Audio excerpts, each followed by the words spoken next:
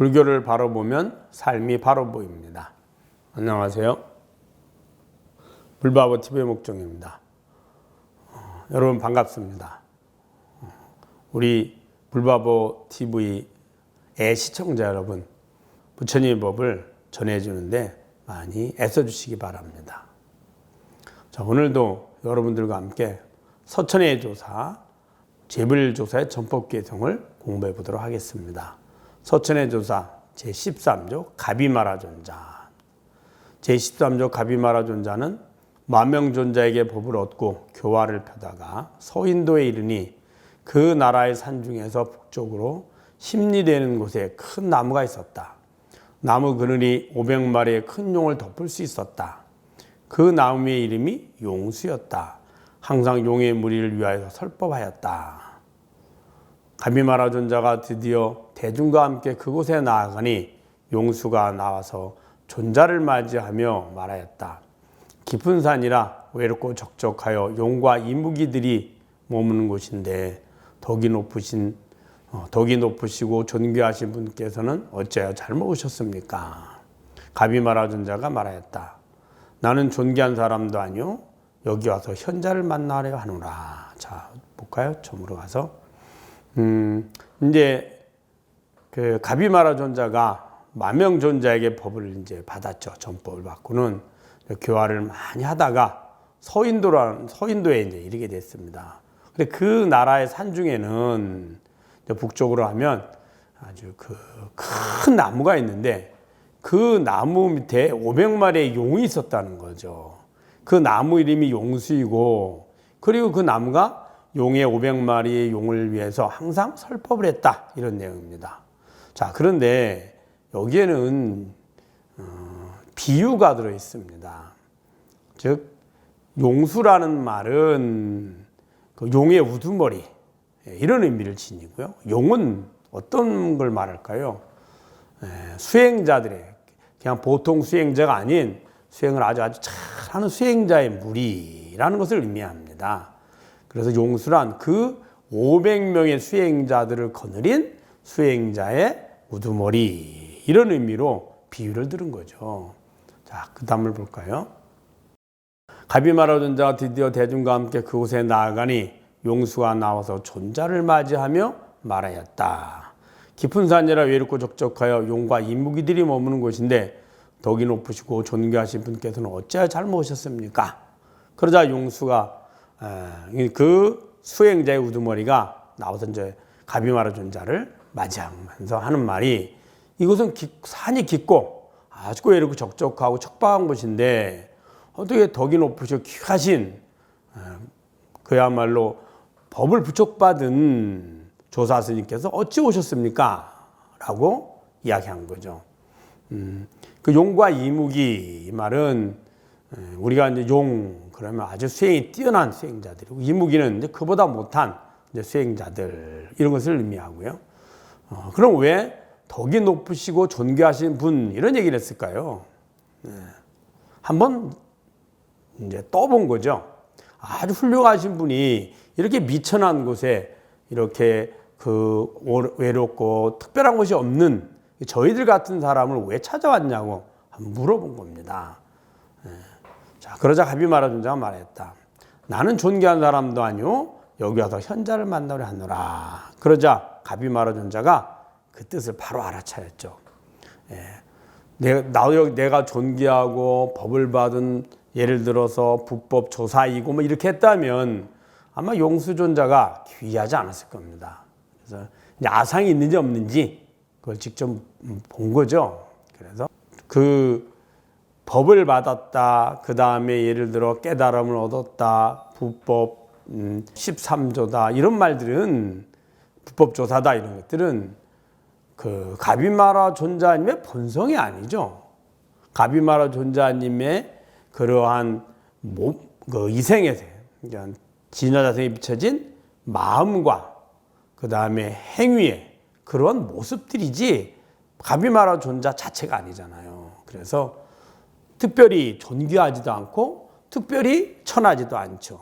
천하다, 존귀하다, 훌륭하다, 덕이 높다, 이런 말들은 우리가 진여자성이 비춰진 우리의 마음을 통해서 표현되는 언어 내진 행위를 통해서 다른 사람들이 혹은 주위의 사람들이 판단한 거지 그 모습이 본인 자신 아니잖아요. 예를 들면 저 사람 훌륭한 덕이 있어 그러면 그분의 언어 행위에 덕이 있는 거지 본성이 아니잖아요.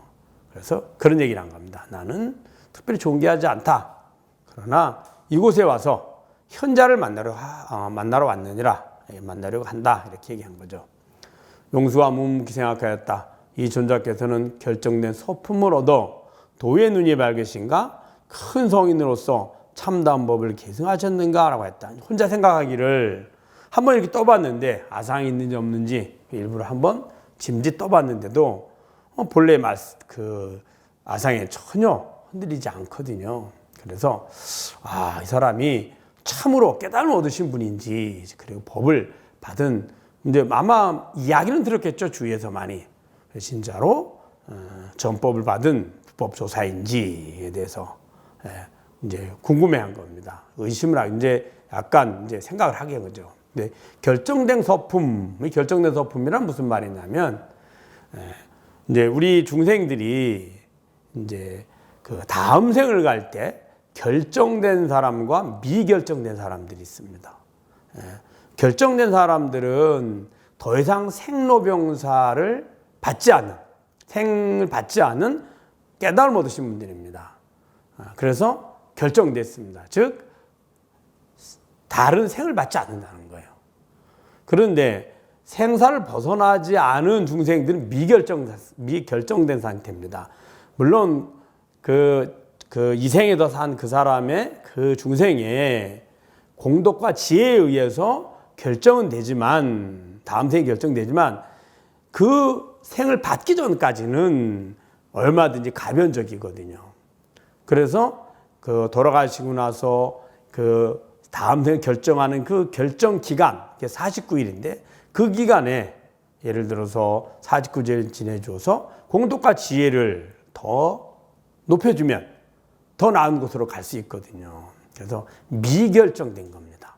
근데 깨달음 얻은 그 성각자들, 선지식들은 이제 결정돼 있죠. 생을 받을 필요 없으니까 완전히 결정된 겁니다. 결정된 소품이란 그래서 생사윤회를 벗어나서 해탈을 얻은 거냐 이런 얘기를 한 겁니다. 그래서 이 존자께서는 결정된 소품으로도 도의 눈이 밝으신가? 즉 깨달음 얻었나? 해탈과 열반을 얻었는가? 큰 성인으로서 참다운 법을 계승하셨는가? 즉 부처님으로부터 참다운 법을 전법을 받은 조사인가? 라고 생각을 한 겁니다. 가비마라 존자가 말하였다. 그대가 비록 마음으로 말하나 나는 이미 그 뜻을 알았으니 다만 출가할 것을 판단해야지 어찌한 내가 성인인지 아닌지를 염려하는가.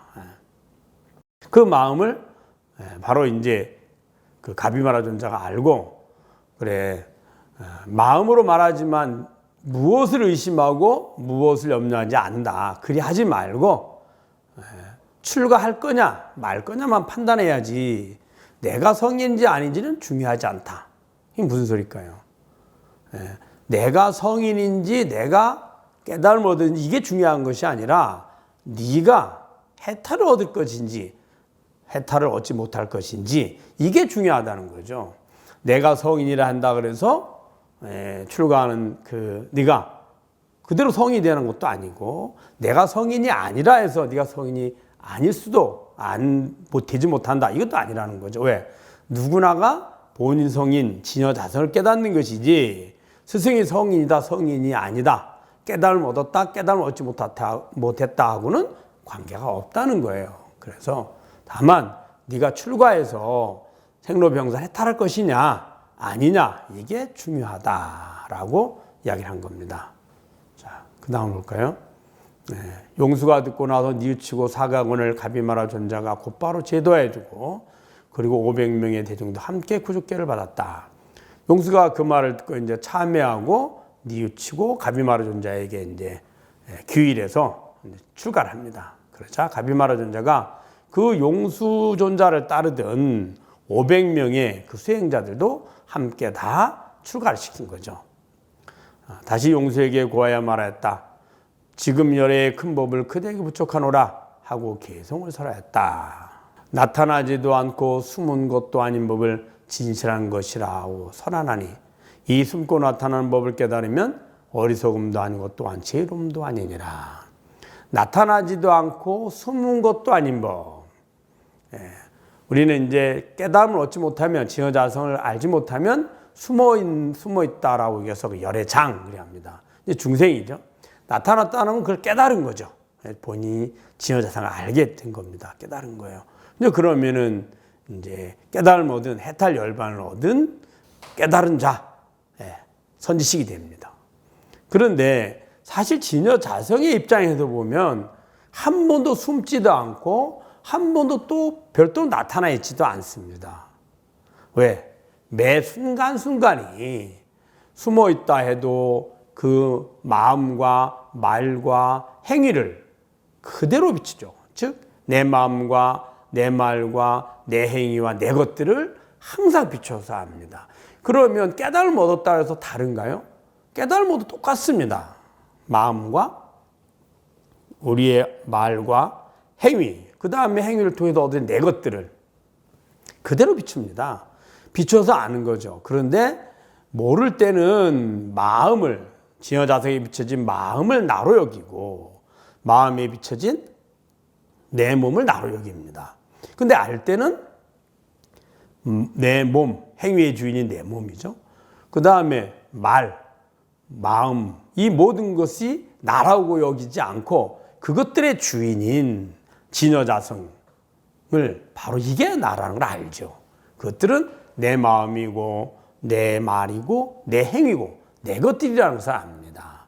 그래서 진여자성의 입장에서 보면 한 번도 숨은 적도 없고 한 번도 별도로 나타나는 적도 없습니다. 그대로 본래 그 모습이죠. 그래서 나타나지도 않고 숨은 것도 아닌 법을 진실한 것이라 설한다. 왜 진실이냐? 진실이라는 말은 참으로 실제하는 것이 뜻입니다. 참으로 실제로 존재하는 것 이런 뜻이거든요. 다른 모든 것은 마음이 만들어낸 환영에 불과합니다. 내 마음의 모습임에도 불구하고 우리는 어리석어서 밖에 실제로 있다고 착각한 거죠. 그것을 우리는 반야하거든요. 아는 것을. 그런데 오직 이 진여자성만이 그대로 변치 않고 영원히 그 모습을 지니고 있죠. 그래서 진실하다, 또 실상 이런 말 쓰는 겁니다. 진실한 것이라고 설하나니 이 숨고 나타난 법을 깨달으면 이 숨었다 했다가 또 나타났다 했다가 이런 그 근본을 깨달으면 그 이치를 알면 어리석음도 아니고 또한 지혜로움도 아니다. 그 진여자성은 본래 어리석음도 아니고 본래 지혜로움도 아닌 거죠. 어리석음이란 숨어있는 진여자성을 모르고 마음과 몸을 나로 여기는 거죠. 그리고는 밖에 대상돼 실제로 존재한다 착각하는 거고, 지혜로움이란 진여자성을 깨달아서 그것들이 진여자성에 비춰진다. 내 마음의 모습임을 아는 거죠. 환영임을. 그래서 그것 또한 진여자성에 비춰진 모습이지 근본 진여자성의 모습은 아닙니다. 그래서 어리석음도 아니고 또한 지혜름도 아니니라. 법을 부족하여 마치고 곧 신통변화를 나타내어 불을 일으켜 자신을 스스로 불태우셨다. 개성을 다시 한번 볼까요? 나타나지도 않고 숨은 것도 아닌 법을 진실한 것이라고 설하나니 이 숨고 나타나는 법을 깨달으면 어리석음도 아니고 또한 지혜로움도 아니니라. 여러분 잘 보셨죠? 한번 개성을 몇 번 대내에서 읽어보면서 그 의미를 잘 기억하고 알아차리시기 바랍니다. 다음 시간에 뵙도록 하겠습니다. 감사합니다.